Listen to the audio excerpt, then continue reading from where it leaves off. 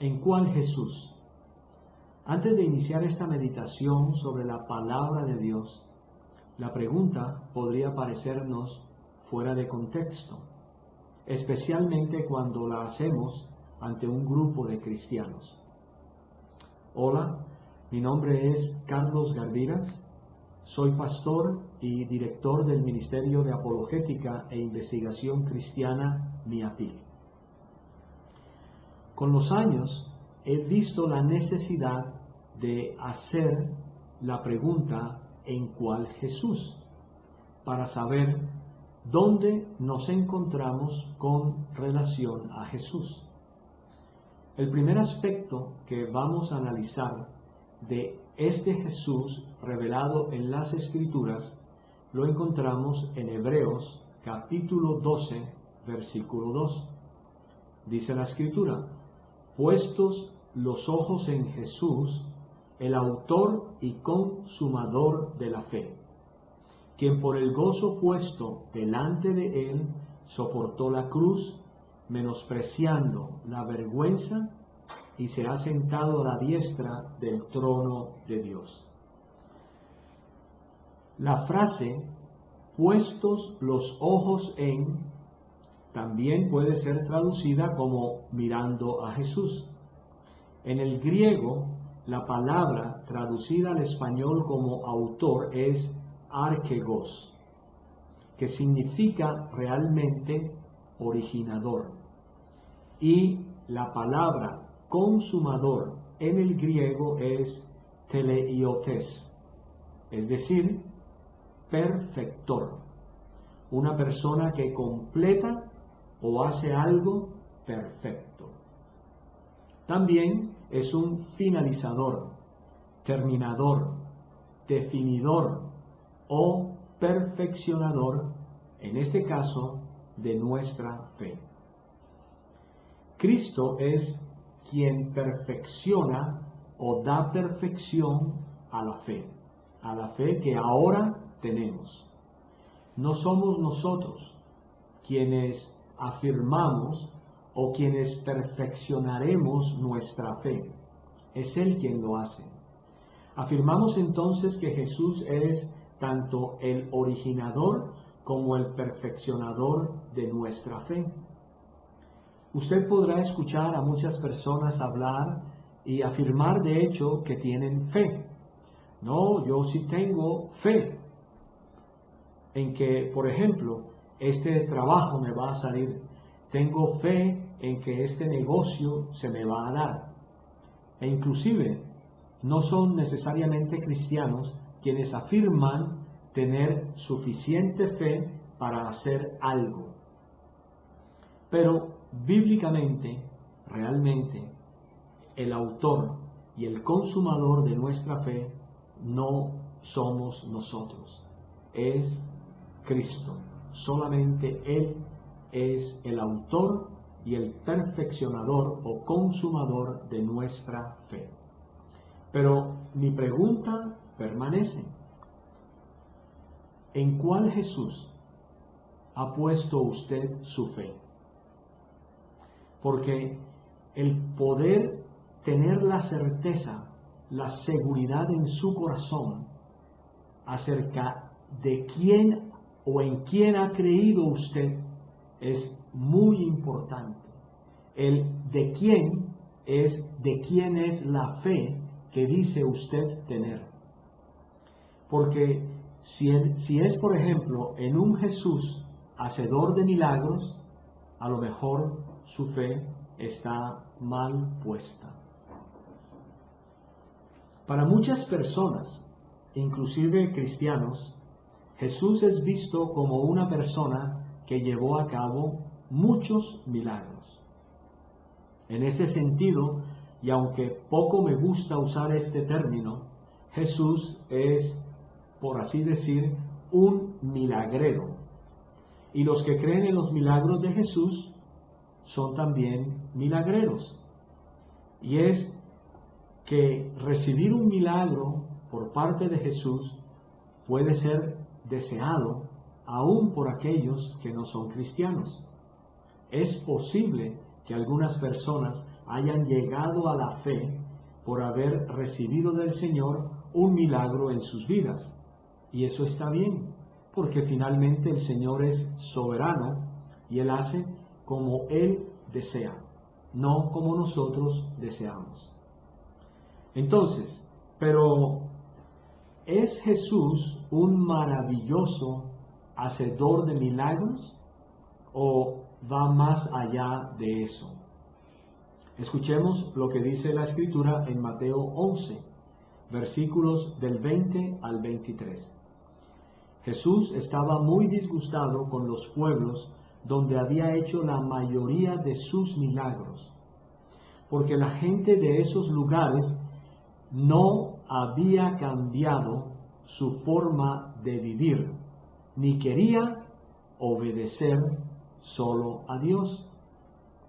Por eso les dijo: habitantes de Corazín, qué mal les va a ir a ustedes, y también les va a ir mal a ustedes, los que viven en Betsaida.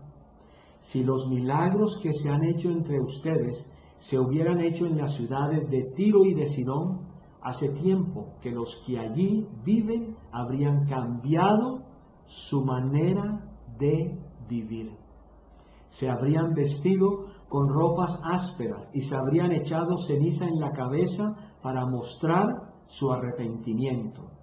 Les aseguro que en el día del juicio final ustedes van a recibir un castigo mayor que el de ellos. Y ustedes, habitantes del pueblo de Cafarnaúm, que creen que ya están en el cielo, déjenme decirles que van a ser enviados a lo más profundo de la gehenna. Si los milagros que se han hecho entre ustedes se hubieran hecho entre los habitantes de la ciudad de Sodoma, ellos habrían cambiado y la ciudad aún existiría. Entonces, note lo interesante del pasaje y sobre todo note lo interesante de las palabras del Señor Jesús. ¿Qué importancia tiene realmente si una persona ha recibido un milagro de sanidad en su vida, pero esa persona no ha cambiado su manera de vivir, ni quiere obedecer solo a Dios, como bien afirma este primer versículo en Mateo 11 que acabamos de leer, particularmente el versículo 20? Entonces, las personas a veces se aferran a Jesús como un gran milagrero, pero su forma de vida no ha cambiado. No obedecen ni siquiera la palabra de Dios. Y eso no les va a servir de nada en el día del juicio final. Porque, como bien dice el mismo Señor en el versículo 22, les aseguro que en el día del juicio final ustedes van a recibir un castigo mayor que el de ellos. La pregunta es, ¿cree usted simplemente en el Jesús hacedor de milagros porque le ha hecho algún milagrito, pero su vida no ha cambiado? Su corazón no ha sido verdaderamente un corazón nuevo, un corazón de carne, y usted sigue viviendo una vida desordenada y vacía sin obedecer a Dios. Pues permítame decirle que espero de todo corazón que usted pueda cambiar la manera de pensar en cuanto a Jesús como un gran hacedor de milagros. Y sí, yo sé que Jesús fue un gran hacedor de milagros. De hecho, Él demostró su misma divinidad al ordenarle a los vientos y al mar que se calmaran. Pero a mí, o más bien para mi vida, no es suficiente creer simplemente en un Jesús hacedor de milagros. ¿Es usted realmente una persona que se ha arrepentido, que tiene un arrepentimiento genuino y verdadero? O tal vez porque Jesús le hizo el milagro, se siente que ya está en el cielo. O, vuelvo y repito, ¿qué tanto ha cambiado usted su vida? El segundo punto es Jesús, la perfección en pasta. Otros consideran a Jesús como un ser humano perfecto. Es decir, como Jesús fue sin pecado, fue claramente un hombre perfecto. Eso lo entendemos. Dice Hebreos 4:15 en la versión La Biblia de las Américas. Porque no tenemos un sumo sacerdote que no pueda compadecerse de nuestras flaquezas, sino uno que ha sido tentado en todo como nosotros, pero sin pecado. Hebreos 7:28, también en la versión La Biblia de las Américas dice, porque la ley designa como sumos sacerdotes a hombres débiles, pero la palabra del juramento que vino después de la ley designa al Hijo, hecho perfecto para siempre. En el primer versículo leímos que Jesús es sin pecado. Es decir, hoy en día nosotros, los hijos de Dios, los que hemos sido sacados del reino de las tinieblas a su luz admirable, somos también sacerdotes, porque Él ha hecho para sí a una nación de sacerdotes. Pero nosotros no somos perfectos. Nosotros seguimos siendo imperfectos y tenemos pecado.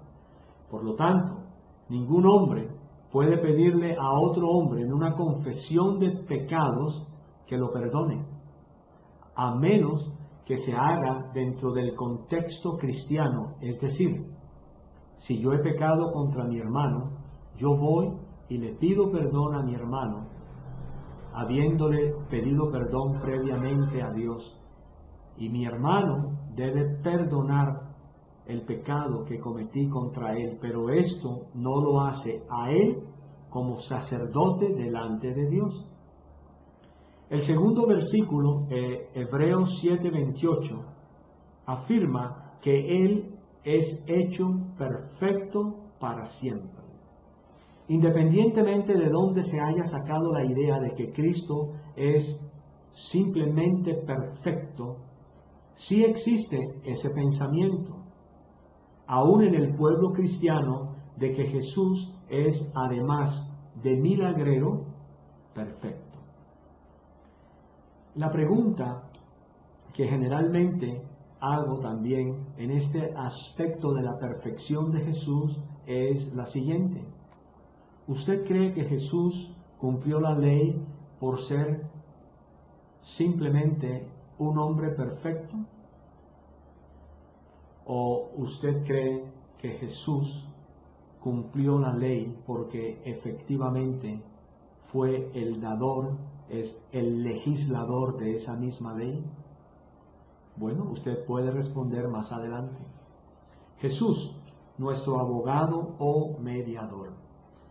En este oficio de Jesús como abogado o mediador, he encontrado desconocimiento en la familia de la fe cristiana. Lo primero que debemos aprender es que Jesús no es un simple intercesor, porque finalmente la palabra intercesor no aparece en ninguna concordancia. Es decir, la palabra de Dios sí me afirma que Jesús es tanto abogado como mediador. ¿Cómo así que es mediador? ¿Y por qué es mediador? ¿Y para quién es mediador? Jesús el Señor es nuestro abogado, es nuestro mediador por nuestros pecados. ¿Ha pecado alguna vez? ¿Siente que la carga de su pecado es realmente pesada y no ha sabido cómo despojarse de esta? ¿Es Jesús realmente su abogado? Dice la palabra de Dios en Primera de Juan, capítulo 1, versículos del 8 al 10.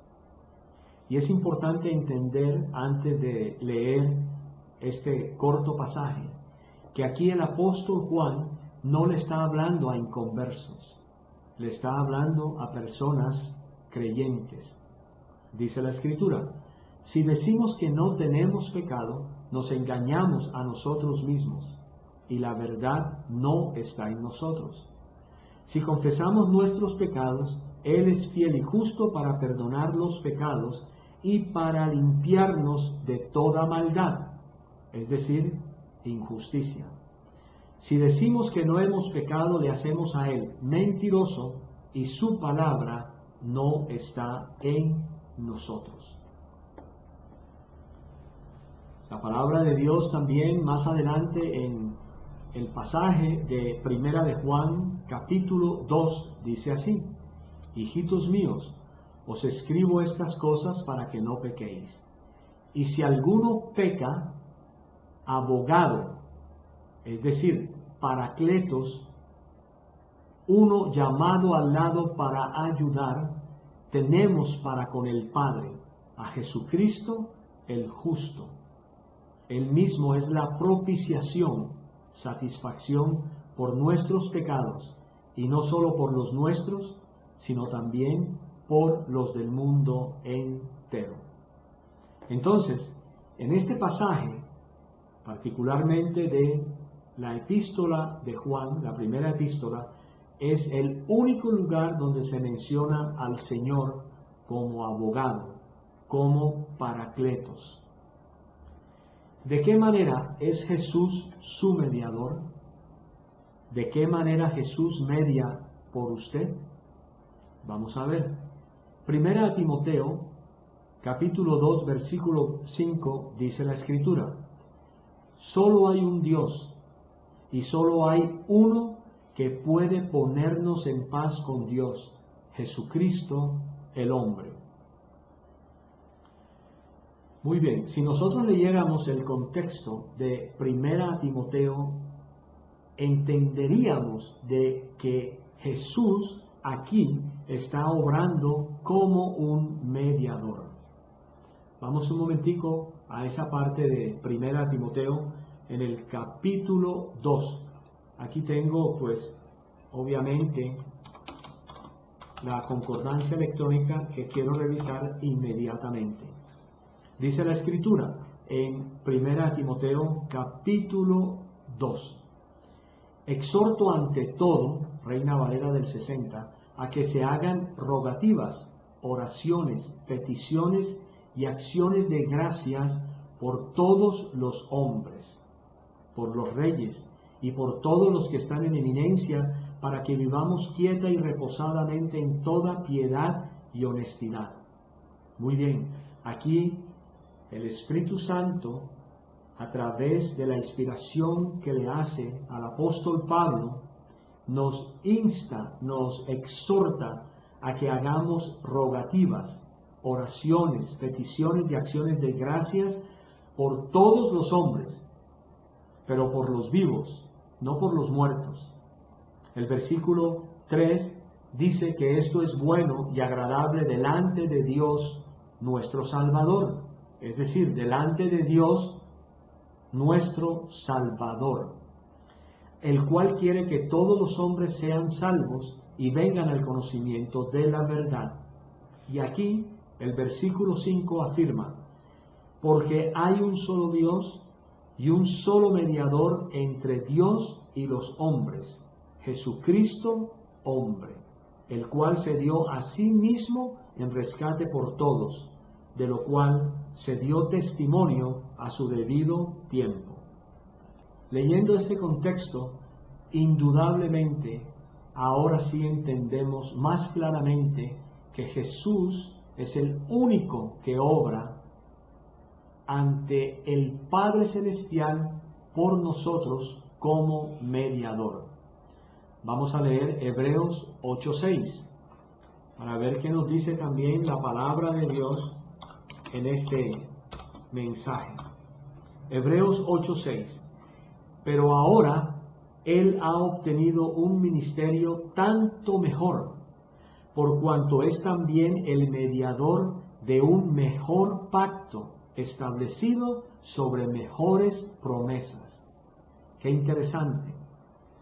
Recordemos rápidamente que la Biblia está dividida en dos grandes pactos, el viejo pacto y el nuevo pacto. Y lo interesante de este versículo en Hebreos es que nos está afirmando que Jesús es también el mediador, pero de un mejor pacto. Es decir, el nuevo pacto es mejor que el primer pacto. Y Jesús también fue mediador de ese viejo pacto. Más adelante, ahí en Hebreos 9:15, la Escritura dice lo siguiente. Hebreos 9, versículo 15 dice: y por eso Él es el mediador de un nuevo pacto, a fin de que habiendo tenido lugar una muerte para la redención de las transgresiones que se cometieron bajo el primer pacto, los que han sido llamados reciban la promesa de la herencia eterna. Y el otro versículo que vamos a leer se encuentra en Hebreos 12, versículo 24.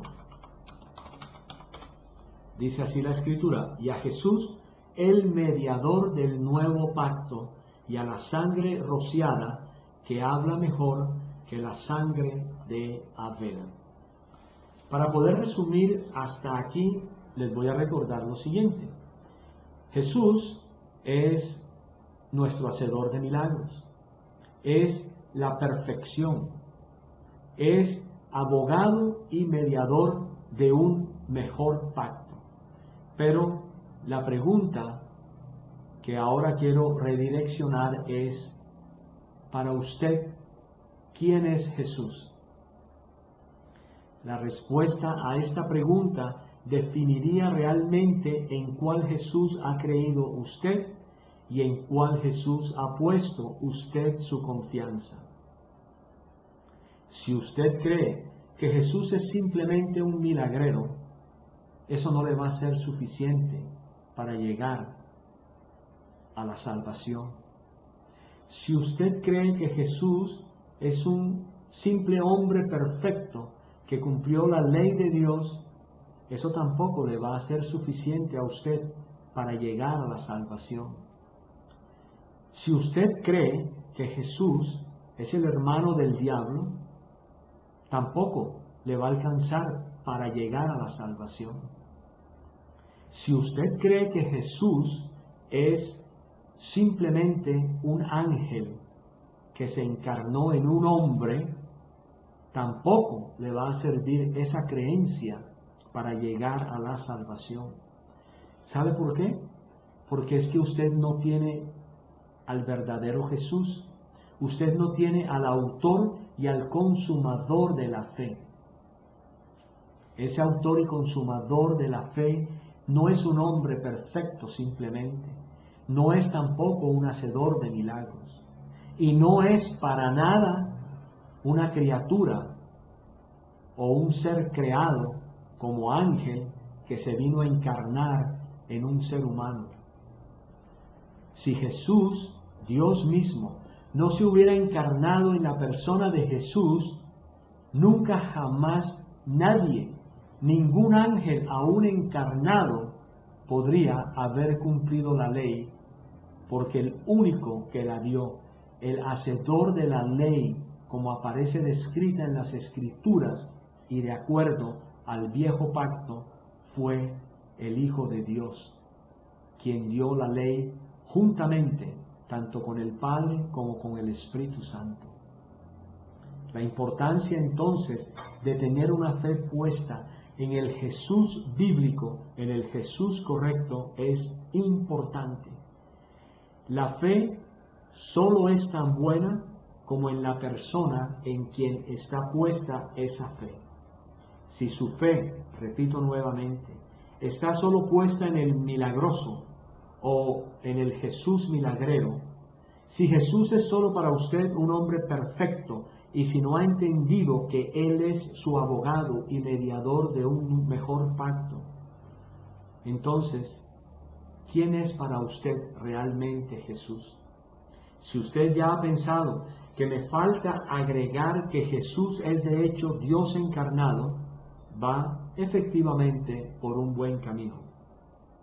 Porque más allá de las cosas que nos pueden decir acerca de Jesús, la clase de persona que fue, los atributos de bondad, misericordia, amor, entre otros, si no tenemos una seguridad en nuestro corazón de que Jesús es Dios encarnado, la segunda persona de la Trinidad, no podremos realmente defender su deidad o divinidad y no seríamos prácticamente cristianos. Si Jesús es para usted, además de un hombre que hace milagros, de un hombre que es perfecto, de un hombre que fue el que cumplió la ley a cabalidad, y además de eso ha creído usted que Jesús es efectivamente Dios encarnado, entonces sí le puedo afirmar que su fe es genuina, que usted sí ha creído en el autor y el consumador de la fe que usted tiene. Pero si usted no ha creído ninguno de los anteriores, o solamente una parte de lo anterior, revise su teología.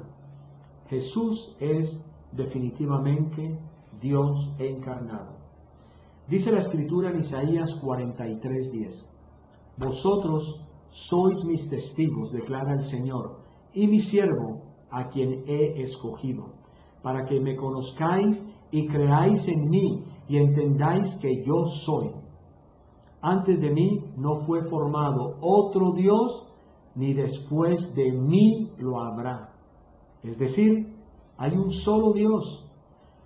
Jesús no es un Dios, porque si Jesús fuera un Dios, entonces Yahweh, Jehová, mal utilizado este último nombre, entonces se estaría contradiciendo, porque él dice claramente en Isaías 43:10 que antes de mí no fue formado otro Dios, ni después de mí lo habrá.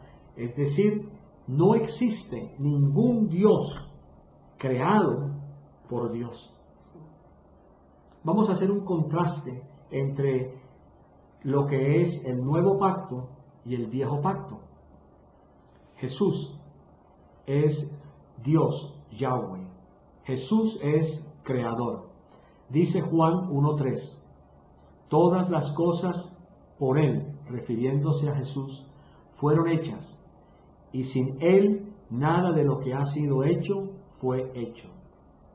Colosenses 1, versículos 16 y 17, porque en Él, en Cristo, fueron creadas todas las cosas, las que hay en los cielos y las que hay en la tierra, visibles e invisibles, sean tronos, sean dominios, sean principados, sean potestades, todo fue creado por medio de Él y para Él. Y Él es antes de todas las cosas, y todas las cosas en Él subsisten.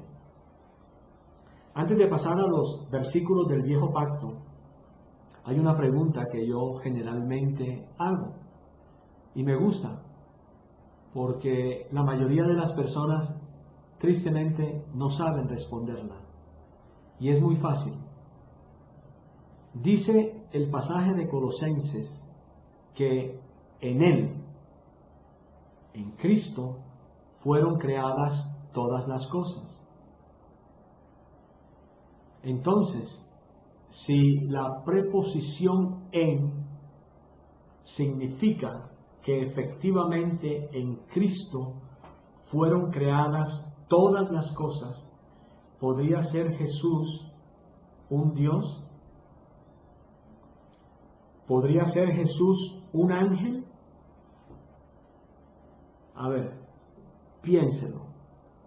En Él fueron creadas todas las cosas. Imagínense, si en Cristo fueron creadas todas las cosas, es decir, el universo está en Cristo, los ángeles están en Cristo, el mundo está en Cristo, usted, si es creyente, está en Cristo, y aún el inconverso está en Cristo. Pero eso no significa, obviamente, que este en indique algún tipo filial de relación entre Jesús y un impío. No. Cuando el Señor creó el universo, cuando el Señor creó lo invisible, cuando el Señor creó lo visible, todo lo creó en Él. Y Él trasciende ese universo, es decir, Él es más grande que el mismo universo. Por eso Jesús no puede ser un ser creado. Por eso Jesús no puede ser un ángel. Por eso Jesús no puede ser otro Dios. Porque si Jesús fuera otro Dios, entonces ¿dónde estaría Dios Yahweh? ¿Estaría dentro de un Dios? Es una locura. Pero vamos ahora a la parte del viejo pacto donde se presenta al Hijo como el Creador. Job 33:4 afirma: el Espíritu de Dios me hizo, y el soplo del Omnipotente me dio vida. Isaías 40:28: ¿no has sabido, no has oído que el Dios eterno es Yahweh, el cual creó los confines de la tierra? No desfallece ni se fatiga con cansancio, y su entendimiento no hay quien lo alcance. Jesús es el primero y el último.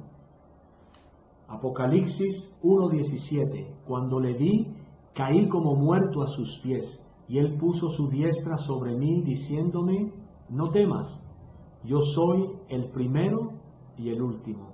Apocalipsis 2:8: y escribe al ángel de la iglesia en Esmirna, el primero y el postrero, el que estuvo muerto y vivió, dice esto. Apocalipsis 22:13: yo soy el alfa y la omega, el principio y el fin, el primero y el último. En el viejo pacto, Isaías 41:4: ¿quién hizo y realizó esto? ¿Quién llama las generaciones desde el principio?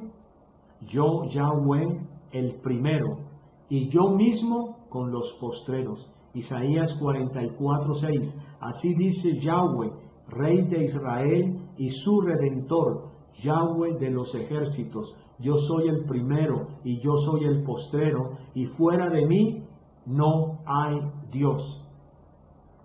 ¿Por qué será que no le creen a esta palabra cuando Él afirma claramente que fuera de Él no hay Dios? En fin, porque no han sido salvos todavía. Isaías 48:12: óyeme Jacob, y tú Israel, a quien llamé, yo mismo, yo el primero, yo también el postrero. Jesús es yo soy, ego eimi, Juan 8:24. Pero por eso os dije que moriréis en vuestros pecados, porque si no creéis que yo soy, en vuestros pecados moriréis. Juan 8:58. Jesús les dijo: de cierto os digo, antes que Abraham fuese, yo soy. Juan 13:19: desde ahora os lo digo antes que suceda, para que cuando suceda creáis que yo soy. Está bien claro, creería. Y ahí no hay manera de torcer ninguno de esos versículos. Éxodo 3:14: y respondió Dios a Moisés: yo soy el que soy. Y dijo: así dirás a los hijos de Israel: yo soy, me envió a vosotros. Isaías 43:10: vosotros sois mis testigos, dice Yahweh, y mi siervo que yo escogí, para que me conozcáis y creáis y entendáis que yo mismo soy. Antes de mí no fue formado Dios, ni lo será después de mí. El Hijo también es juez. Segunda Timoteo 4:1: te encarezco delante de Dios y del Señor Jesucristo, quien juzgará a los vivos y a los muertos en su manifestación y en su reino. Joel 3:12. Despiértense las naciones y suban al valle de Josafat, porque allí me sentaré para juzgar a todas las naciones de alrededor. Segunda a los Corintios 5:10, porque es necesario que todos nosotros comparezcamos ante el tribunal de Cristo para que cada uno reciba según lo que haya hecho mientras estaba en el cuerpo, sea bueno o sea malo. Pero este juicio en el tribunal de Cristo no es para los inconversos. Aquí el Señor obrará como juez, pero solamente para los creyentes, porque Él es quien juzgará nuestras obras. El Hijo es Rey, Mateo 2:2, diciendo: ¿dónde está el Rey de los judíos que ha nacido? Porque su estrella hemos visto en el oriente y venimos a adorarle. Noten ustedes aquí que este versículo en particular está hablando acerca de un presente, no en un futuro. Los tres reyes, como los hemos conocido, los tres hombres sabios que vinieron del oriente, no están hablando en términos futuros. ¿Dónde está el que habría de ser rey? No, está hablando en el presente. ¿Dónde está el rey de los judíos? Tiempo presente, no tiempo futuro. Y Jeremías 10:10 dice: mas Yahweh es el Dios verdadero. Él es Dios vivo y Rey eterno. A su ira tiembla la tierra y las naciones no pueden sufrir su indignación. El Hijo es luz, Juan 8:12. Otra vez Jesús les habló diciendo: yo soy ego eimi, la luz del mundo. El que me sigue no andará en tinieblas, sino que tendrá la luz de la vida. El Salmo 27:1 dice: Yahweh es mi luz y mi salvación. ¿De quién temeré? Yahweh es la fortaleza de mi vida. ¿De quién he de atemorizarme? Jesús es la roca, no la piedra. Por favor, Jesús es la roca. Primera a los Corintios, en el capítulo 10, podemos leer: y todos bebieron la misma bebida espiritual, porque bebían de la roca espiritual que los seguía, y la roca era Cristo. Es decir, el Hijo manifestado en el viejo pacto. Deuteronomio 32:4 dice: Él, refiriéndose al Hijo, es la roca, cuya obra es perfecta, porque todos sus caminos son rectitud, Dios de verdad, y sin ninguna iniquidad en él, es justo y recto. El Hijo es Salvador. Juan 4:42, y decían a la mujer: ya no creemos solamente por tu dicho, porque nosotros mismos hemos oído y sabemos que verdaderamente este es el Salvador del mundo, el Cristo. Isaías 43:3, porque yo, Yahweh, Dios tuyo, el Santo de Israel, soy tu Salvador. A Egipto he dado por tu rescate, a Etiopía y a Seba por ti.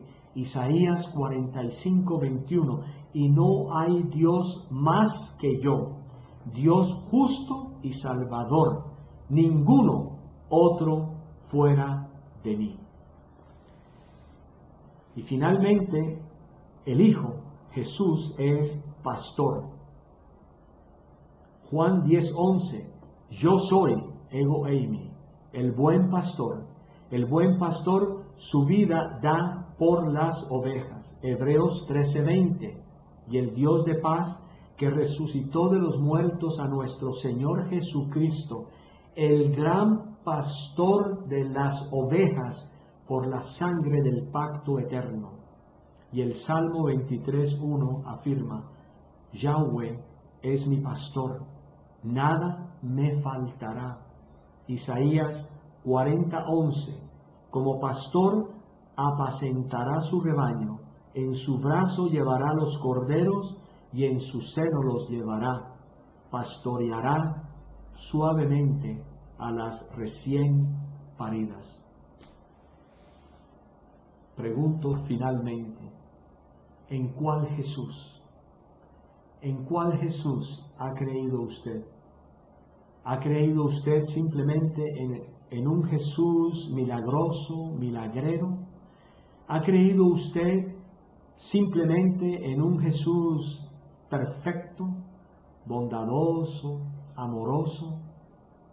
¿Ha creído usted en Jesús como un ser creado, como un ángel, en donde supuestamente en ese ángel Dios le pondría a él todas las cosas creadas? Recuerde algo, la eternidad es demasiado tiempo para estar equivocado. Dios les guarde y Dios les bendiga.